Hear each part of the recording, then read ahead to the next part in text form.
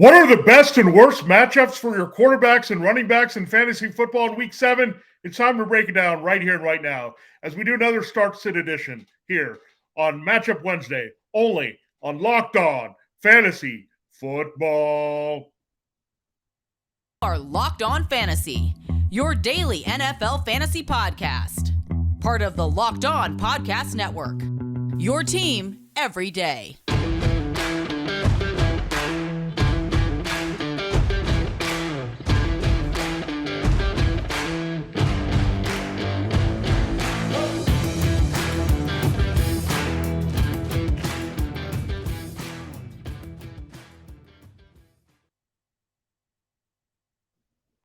Greetings, everyone, and welcome to another edition of the Locked On Fantasy Football Podcast. As usual, I'm your host, Vinnie Iyer. When I'm not doing this, I'm writing about NFL and fantasy football for sportingnews.com. Check out the Start-Sit column there I have. It goes up every Tuesday afternoon. Yeah, we get ahead of it here to break it down. We update it as the week goes along as we find out more information regarding injuries and all that good stuff. So we have it up there. It's called The Decider, Start-Sit column. Find it at Sporting News, and as well as our sleepers and busts, they'll go up later today. I also have my picks against the spread to kind of breaking down how all the games of Week 7 will go with their point totals and who will win and lose and all that good stuff. So that's up there. Here on Locked On Fantasy Football, we go and look at the matchups here, and we're going to keep doing it a different way. We're going to go quarterback and running back start-sit. We'll go through the rankings here of the players that you must play at these positions that have really good spots to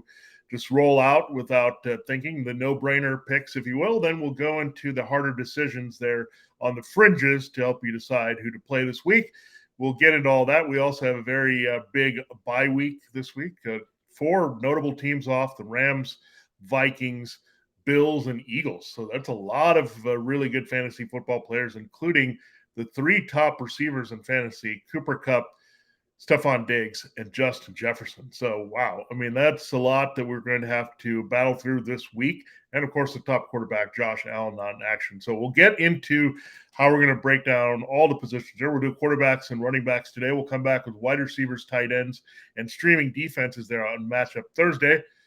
This episode is brought to you by LinkedIn Jobs. LinkedIn Jobs help you find the candidates you want to talk to faster. Post your job for free at linkedin.com/lockedonnfl. Thanks for making us your first listen every day. We're free and available here on all platforms, Locked On Fantasy Football. All right, let's dive right into the show and look at the quarterback rankings. I have 5 guys that you should start without thinking about this week. Only 5. Yeah, we have the bye week again. We lose Allen and Jalen Hurts, so 2 big-time quarterbacks there. Kirk Cousins has been pretty good this season as well. So let's get into Justin Herbert. Look, it was brutal. I mean, he set a record in a bad way. Most pass attempts there 57 times without a touchdown pass against the Broncos. Really crazy in that game with overtime. The yards per attempt were really low here. They ran the ball quite a bit, but Justin Herbert rebounds this week. The Seahawks secondary has played a little bit better than expected, really contained the Cardinals last week. But when you look at this overall, I do like Herbert's chances to rebound here. The Seahawks offense is playing well enough, and they'll give some Chargers problems there with their running game, as well as opening up into downfield passing. The secondary of the Chargers hasn't played up to expectations. J.C. Jackson has struggled, maybe a little bit hampered by that injury there from earlier in the season. Asante Samuel and Bryce Callahan have played pretty well, but there should be some resistance quite a bit from Geno Smith on the other side. So Justin Herbert, I have at number 1 this week. I think he easily goes for 303 in this game. Now, let's look at the number 2 is Lamar Jackson. He's at home against the Browns. The Browns' run defense is terrible. Lamar has been awesome as a runner this year. And we might get Rashad Bateman back this week. We also added Deshaun Jackson to the mix. So there might have some reinforcements for Mark Andrews and Devin Duvernay.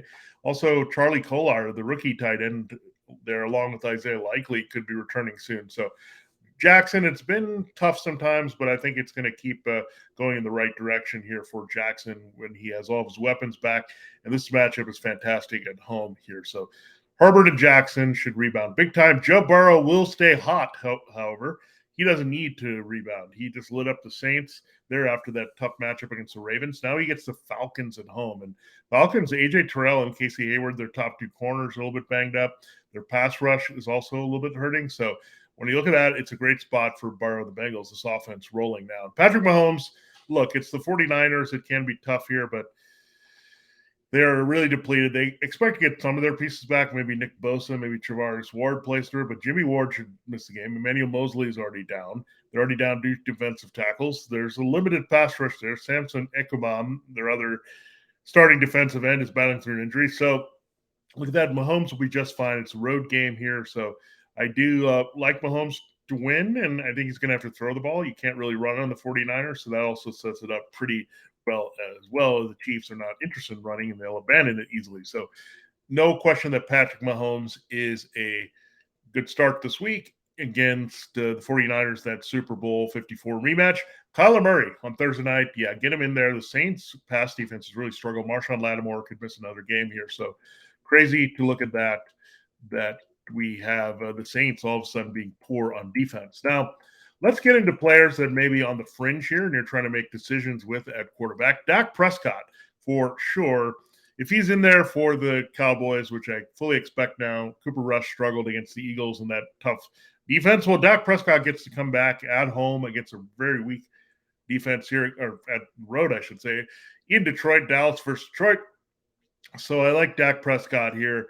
I think they'll ease him in a little bit carefully. The running game and Ezekiel Elliott will have success as well. But when you look at this, Dak and his weapons, you'll get Michael Gallup unlocked here to throw downfield and make some plays there. CeeDee Lamb, they both step into good coverage matchups here against Jeffrey Okudah and Amani Oruwariye. We'll say that several times fast for you, but those are the weak corners here for the Lions. Their pass rush has been non-existent. The Cowboys' offensive line actually played pretty well against the Eagles, even though they lost that game last week with Cooper Rush. And Dak will return and get this offense right. Another offense that we love to get right this week, Aaron Rodgers and the Packers. So, spoiler alert, the Commanders stink in pass defense. They even let Justin Fields had a pretty good game. I know he did a lot of damage to the running game, but there's some points on the table. Definitely Justin Fields left in the red zone and downfield. So Aaron Rodgers is not going to leave those points on the table. The Packers need this win badly after losing back-to-back games to the Giants and Jets. They're going to destroy the Commanders this week. I think they're just going to unleash fury offensively, and they're going to say, look, all these things about Matt LaFleur and Aaron Rodgers trying to figure out the offense, they're going to all go out the window this week. The Commanders' defense cures what all ails you. So Rodgers, I think, could put up 300 this week, even when playing from ahead. I think that's the thing is Taylor Heineke's on the other side. That's a little bit concerning. You wish it was Carson Wentz at least to provide a little bit more resistance, but Heineke actually might be a little bit better than a injured Wentz here. So something to watch there for sure. So really like Aaron Rodgers this week. Derek Carr, another good play at home against the Texans. I know you can run all over the Texans, but that's going to set up things in the passing game. I think they want to get that going with Devontae Adams, Hunter Renfrow, and hopefully Darren Waller all in the field at the same time for the first time in a while, all healthy. So I do like the Raiders this week offensively, and Carr should get it going. Now, Geno Smith, I mentioned on the other side, Justin Herbert. This is why I like Herbert quite a bit. Geno's going to push the Chargers. They're going to have issues. I just don't see another game where they go touchdown passless. DK Metcalf and Tyler Lockett have too good of a matchups on the outside. So their coverage schemes actually plays really well into Geno Smith's hands here. Offensive line playing well. The pass rush down Joey Bosa. Khalil Mack alone is not going to disrupt things here. So Geno Smith's going to put up numbers. Ken Walker's running also helps here in that vein. Tom Brady. Yeah, he's still on the list here, the GOAT. Yeah, look, it hasn't been great for the GOAT. He only had one touchdown pass against the Falcons 2 weeks ago. We also had one last week. Leonard Fournette was the guy making most of the damage here. But again, another quarterback that will want to unleash fury. They tend to take care of business. They destroy the Saints. They destroyed the Falcons as well. I mean, they could have put up poor numbers on them and didn't cover, but the Panthers are an absolute train wreck at this point. Secondary's hurting. We're not sure about their pass rush. They might be checked out there as well under Steve Wilkes. So, again, Tom Brady rebounds big time this week. Another quarterback like Joe Burrow, I like to stay hot this week, is Matt Ryan. Good changes on the offensive line by the Colts. No sacks last week, given up despite him throwing 58 times. They got the running game going, albeit with Deion Jackson. You could get Jonathan Taylor leading that force again. Michael Pittman Jr. and Alec Pierce look legit at wide receiver. The tight ends are getting involved. So even without a big presence from Taylor, who should change things and set things up for downfield passing a little bit more, we like Matt Ryan for this reason, is that the weapons look good with Pittman and Pierce, the tight ends, and having the running game and setting things up, and the offensive line just needed to come through. It hadn't done that in the first few weeks, but last week they played fantastic. I think they build on that this week. The Titans can be pushed around up front and in the back end. So Matt Ryan stays hot and has a much better game than he did the first time against the Titans at home there in week 4. Jimmy Garoppolo should have some pretty high volume. He had a very nice game last week. We were looking for the 215-2. We got it. We just didn't expect it would have come in a 49ers loss last week. But Jimmy did have the 2 picks there. That was a little bit disappointing. But again, the Chiefs, this is at home here, so that should feel really good for Garoppolo. And if they need to throw more, there are the weapons here. I don't think they can cover Deebo Samuel, Brandon Ayuk, and George Kittle there. I think you can see a little bit of Juwan Jennings helping making some plays here, but that's the way it looks this week. We're looking at Tua Tagovailoa this week. He is expected to start, according to Mike McDaniel here, coming back over Teddy Bridgewater. Steelers, good matchup. They can blitz, open things up for him. You saw what he did to the Ravens there in week 2 with that pressure coming out of the one-on-one matchups with Tyreek Hill and Jalen Waddle. And Daniel Jones is a high floor play this week. He's getting it done with his legs mostly and a few touchdowns, but Danny Dimes should deliver here this week. I think he'll run for like 40 to 50 yards. I think that'll help. You'll probably get something like 201, and then you'll take it. So there you go for Daniel Jones as a floor play this week in fantasy football. Another situation I'm going to watch is Kenny Pickett.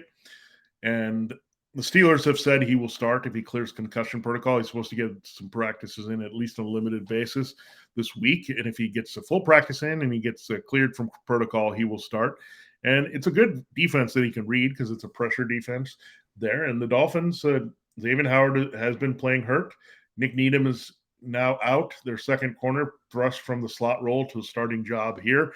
Keon Crossan, we mentioned him. So we have 2 key corners that are out here for the Dolphins battling some injuries, and Byron Jones nowhere to be found. So when you look at this, it's a really good spot here for Kenny Pickett, sneaky streamer this week. If you're hurting at quarterback, say you have a Josh Allen or Jalen Hurts looking for a 1-week play, not trying to invest too much, Pickett could be the guy. Just make sure he's cleared from protocol before you go with him this week. All right, there you have the quarterbacks that I have ranked there, the top 5, as well as some other options you can look at this week. There's always options at quarterback. That's the thing I preach is you can always find someone with a decent matchup to play that is owned in your league, and it opens things up for a lot of things that you can do with your team. So love that for sure, that there's always someone available at that position. Now, we told you at the top of this episode of Locked On Fantasy Football is brought to you by LinkedIn Jobs. And these days, every new potential hire can feel like a high-stakes wager for your small business. You want to be 100% certain that you have the access to the best qualified candidates available. That's why you have to check out LinkedIn Jobs. LinkedIn Jobs helps find the right people for your team faster and for free. LinkedIn Jobs really helps when you're dealing with a small business because they're going to take care of you. They're going to know you need to find someone that caters to your specific needs and narrow the pool down for the best candidates for you. It's pretty easy to create a job post. Just to go up there and add that job post on LinkedIn Jobs and add your job in the purple hashtag hiring frame to your LinkedIn profile to spread the word that you're hiring. Simple tools like screening questions make it easy to focus on the candidates with just the right skills and experience so you can quickly prioritize who you'd like to interview and hire. You got to finish the year strong. You got to have that winning team. That's all about getting the right team member to help you do that. LinkedIn Jobs is there for you. It's why small business is late. LinkedIn Jobs is number 1 in delivering quality hires versus leading competitors. LinkedIn Jobs helps you find the qualified candidates you want to talk to faster. Post your job for free at linkedin.com/LockedOnNFL. That's linkedin.com/LockedOnNFL to post your job for free. Terms and conditions do apply. All right, it is time to continue the show here on Locked On Fantasy Football. We'll do that in a moment. Before I do have an announcement, thanks again for making Locked On Fantasy Football your first listen every day. Make sure to check out NFL Key Predictions every Friday on Locked On NFL. Locked On's local experts give you the inside scoop on the 5 biggest games in the NFL weekend, including Sunday and Monday Night Football, plus betting advice from the field's leading experts BetOnline. Follow NFL Key Predictions every Friday on Locked On NFL, available on the Odyssey app, YouTube, and wherever you get your podcast, just like Locked On Fantasy Football. All right, let's get into the quarterbacks I do not like this week, and then we'll start talking about the running back rankings there, and then we'll close the show looking at the running back starts and sits in our final segment. Trevor Lawrence here is stepping into a buzzsaw that is the Giants defense with Wink Martindale. That's right. Don Wink Martindale is doing it again with a different defense. It's kind of interesting. You have the Giants have Brian Dable. They borrowed from the Bills. They borrowed Mike Kafka, the offensive coordinator, from the Chiefs, and they borrowed Wink Martindale for the Ravens. So they have the best of all these three AFC powers in the NFC. So interesting there, but Lawrence didn't play all that well last week. He got extremely lucky, and we got lucky, folks, if we streamed him there with the 2 rushing touchdowns. And look, they schemed up those rushing touchdowns. They count, but the passing wasn't all that great, and you can't count on those every week, those running scores. So the Giants, a tough matchup this week. Jared Goff came into the bye with a terrible performance with 0 points, put up and no 4th down conversions against the Patriots. It's a terrible matchup this week against the Cowboys defense. So keep Jared Goff parked on your bench for a 3rd straight week. Justin Fields here. The Patriots, they're the team that just shut down Jared Goff, and they're going to have a field day with Justin Fields only at night on Monday Night Football in Foxborough there in week 7 to close the week. Marcus Mariota, this is a trap here. You'll want to play him. You'll look at the Bengals. Okay, you might have a shootout there, but Mariota is not as good in these type of games. He needs to play from ahead, use the running game there to his benefit, and use the tight ends. And I don't think he's going to have that luxury this week, because the Bengals probably will build a big lead here at home. Now, Ryan Tannehill, I don't love him this week. I mean, you look at the production from Trevor Lawrence, you might chase that. Tannehill can run in balls. We know that. He's padded his stats with that, but I'm not going to go chase that potential here with Ryan Tannehill, especially given his pretty low ceiling. Even if you play him, you're not going to get that high of a floor either from Tannehill. Now, Bailey Zappi, I like Bailey Zappi quite a bit. He delivered in fantasy. If you streamed him last week, 302 there, 309 actually against the Browns, but this game should be even easier. I don't think the Browns are going to provide any, or the Bears are going to provide any resistance here with Justin Fields. So Zappi's going to be handing off, and I don't see a high volume game at all for Zappi, and they win that game easily in New England against Chicago. Taylor Heineke can't go there. They know, I get it. The Packers can give up some numbers. We've seen it the last couple of weeks, but then you examine Daniel Jones and Zach Wilson didn't exactly light them up. So we're not going to go Taylor Heineke for QB1 numbers this week. Speaking of Zach Wilson playing at the Broncos defense, nothing wrong with them. They're bringing it every week. So they're totally fine there with Ejiro Evero. So I just don't see Wilson doing anything this week. And Davis Mills, it's a trap, folks. The Raiders do have the most fantasy points. I get it, to quarterbacks, but it's Davis Mills. He's not good on the road. So nope on Davis Mills this week for your fantasy teams. All right, let's go to the running backs, and let's go through my rankings. We'll do that in depth here. I have 18 guys that are must-play starts this week. Number 1 on my list is Austin Eckler. Yeah, at home against the Seahawks. Eckler has been on fire. He had the 2 massive games before, pretty solid game with 10 catches and a touchdown there against the Broncos. He was the one thing that was working on either side offensively. So Austin Eckler looks special again, folks. He's just a tough runner, versatile. He does everything out there on the field. So still not getting enough credit, I think, as a fantasy football stud. Arguably, he could have gone number 1 in the draft, or number 1 at least at running back, the way the numbers have played out. So Saquon Barkley, good spot against the Jaguars. Their run defense is kind of falling apart here. They had Foley Fadikasi. He's been pretty good as a run stopper for them, but he's been out and they've been gashed. And Deion Jackson got them last week. It was the Eagles backfield we saw with Miles Sanders and all them got to the Jaguars. So Saquon Barkley in a good spot with his high volume. At the Jaguars, Kenneth Walker this week, looking at that one. And it's a great matchup against the Chargers. Chargers' run defense is terrible. So, yeah, Ken Walker deserves to be that high. Can Kenneth Walker Going to do some skywalking there against the Chargers. Ramondre Stevenson, number 4 on the list this week against the Bears. I love that matchup. They're at home. The Bears' run defense just as bad as the Browns, so Stevenson smashes it again. Jonathan Taylor, if he returns, he's great for number 5 running back against the Titans. I do like Derrick Henry in that same game as number 6. Nick Chubb there. Again, the Ravens are pretty tough run defense. Chubb had one of his worst games last week because the Patriots took him out of the game. The Ravens' run defense is pretty tough. So he's still number 7 here this week. Josh Jacobs, I think he could have a case to be higher there here. The Texans' run defense is terrible, but he comes in at number 8. He's an RB1. Breece Hall getting the volume and the play in the receiving game and scoring game to put up numbers, and I like him a lot this week. Leonard Fournette keeps it rolling here. 2 big games in a row coming off that ending to the Chiefs game, gets the Panthers this week. Joe Mixon at home against the Falcons can keep it up here with at least a touchdown to go with the 80 yards from scrimmage. Christian McCaffrey, is he being showcased for a trade? Got his most touches there in Los Angeles, was involved early and often. They're playing the Buccaneers this week. Tough matchup to run, but he can make up for it in the passing game. Now, Aaron Jones, I really like this week. What do the Packers typically do? We saw in week 1 when they get destroyed in a game, get routed, they go back to the bread and butter, keep things simple, go to one of their key playmakers, Aaron Jones. So I think as a runner and receiver, Jones is going to have a big day against the Commanders, and we do love that rebound spot for sure from this week. Now, Damian Pierce returns. I do like him quite a bit against the Raiders. He's their main source of offense there for Houston. Doesn't matter what's happening with quarterback in the passing game. Pierce has just looked awesome. Alvin Kamara is now pretty good. I know it's been grown about Taysom Hill and Rashid Shaheed and some other guys touching the ball in key spots here.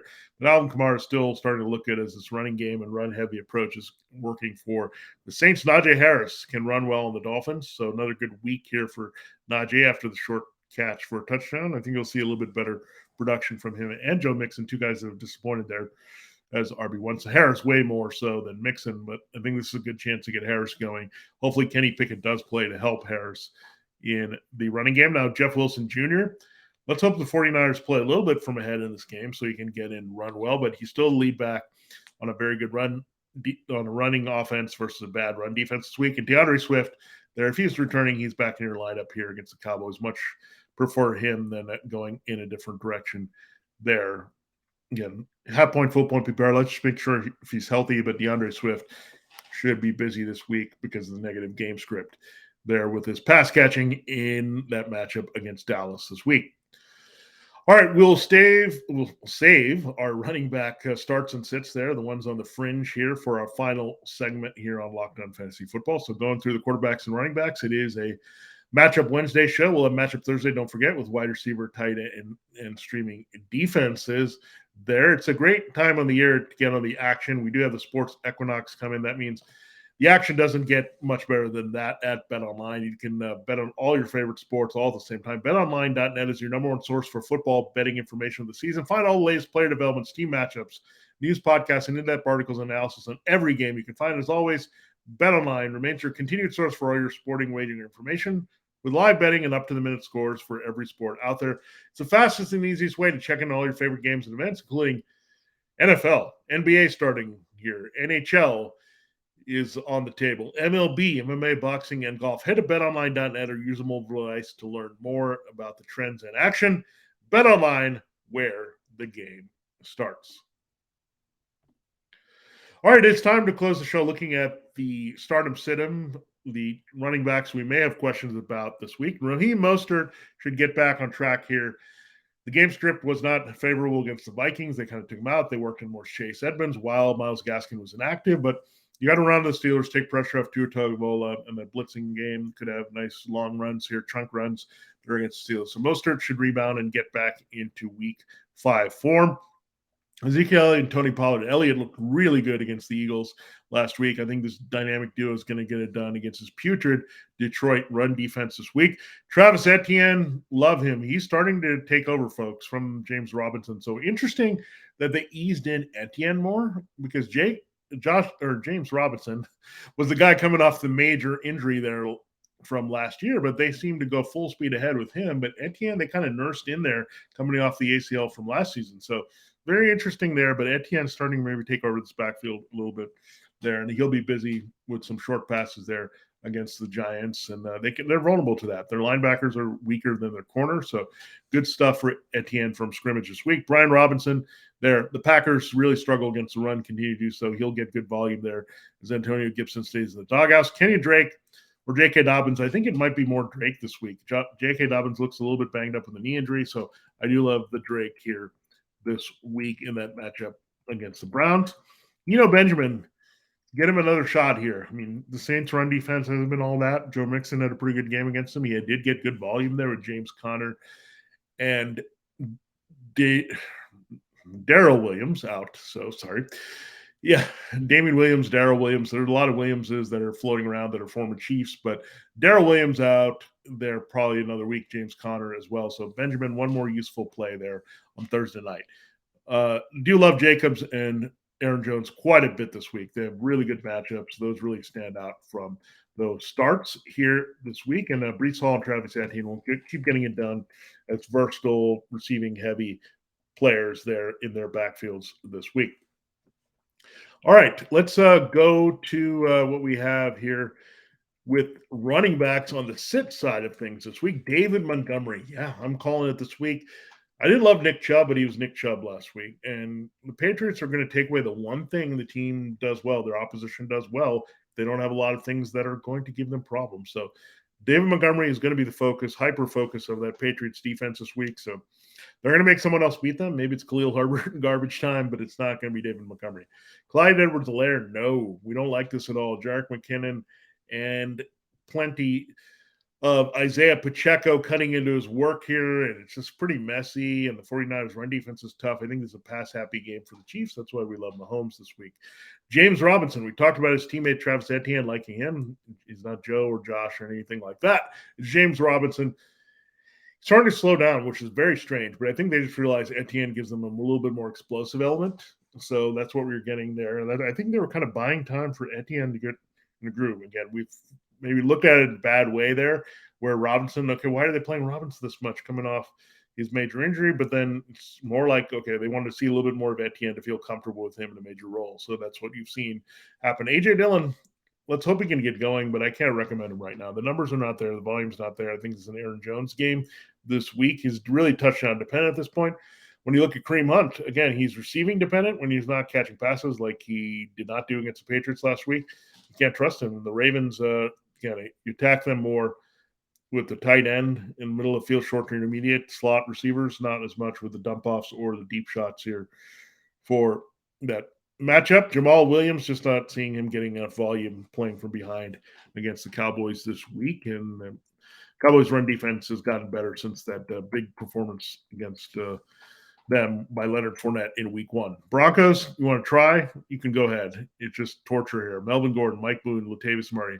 I don't want any part of any of these guys. I mean, the Jets' run defense really shut up and shut down Aaron Jones and A.J. Dillon last week. I'm not going to be feeling inspired to play a very ambiguous backfield this week. Absolutely not. And the Falcons, look, I don't want to see if any of these guys get the ball. It's Avery Williams. You got Caleb Huntley, Tyler Algier.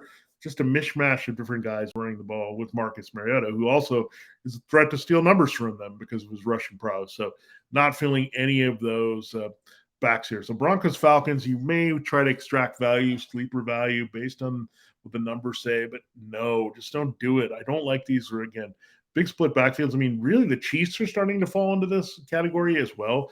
Just ambiguous, multiple guy usage here that we're not sure at what situation. It's kind of just random. Thanks, coaches. So Arthur Smith and Nathaniel Hackett and Andy Reid making us very confused about what running backs their teams are really going to play in any given week or any given series here in 2022. So there you have it. There's a breakdown there of the quarterback and running back rankings, as well as starts and advice there for the tougher decisions there for you across the board there. So happy to bring that to you today on a Matchup Wednesday. Thanks for making Locked On Fantasy Football your first listen every day. Now, our next episode, it will be Matchup Thursday. We'll break down wide receiver, tight end, and defense streamer rankings, as well as start-sit advice there for those 3 positions. Now, make your second listen to the Peacock and Williamson NFL show. Brian Peacock and former NFL scout Matt Williamson give you the expert NFL analysis you need in less than 30 minutes. Free and available wherever you get your podcasts, just like this show. For Locked On Fantasy Football, this has been Vinnie Iyer, and catch you tomorrow as we break down wide receivers, tight ends, and defenses.